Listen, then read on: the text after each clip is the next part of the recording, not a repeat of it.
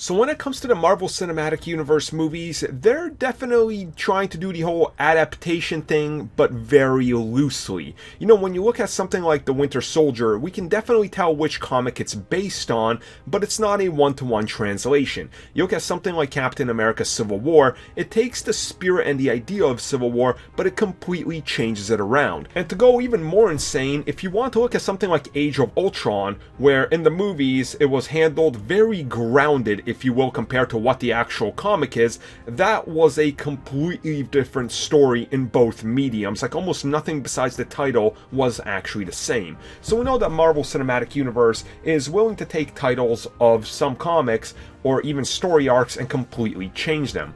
Well, now going into Avengers 4 after Avengers Infinity War, things are starting to look a little murky. We of course know Infinity War was loosely based on the Infinity Gauntlet comic, and that's really it.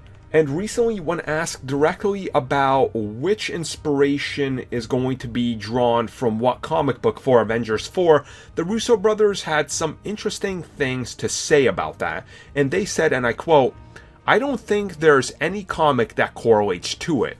I think we're in pretty fresh territory with Avengers 4. If anything, I think it's interesting after to go back and look at some of the Marvel films and view them through different lens. But I can't think of any comics in particular that would have value." So again, he's kind of echoing what I said right before with Age of Ultron and Civil War, but it seems like that this is more so its own thing that's not directly going to take inspiration from anything they've done before. And honestly, I think this is a smart way to go. The moment you slap a title of something from the comics or start, giving people that idea that this is how it's gonna go, people are automatically going to get mad.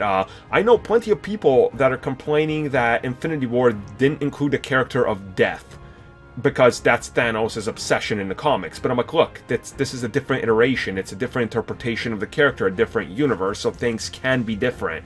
And if they were to suddenly call, Avengers Thanos Imperative or something like that, people automatically know the source and they're going to start going to it and going, well, this blows because they didn't line up with this scene. It's like, well, you don't want that necessarily. And like they said, this is something that's going to kind of bring around the entire MCU and give you a kind of different look at it through a different lens. So I think that's kind of a clue to what we might expect.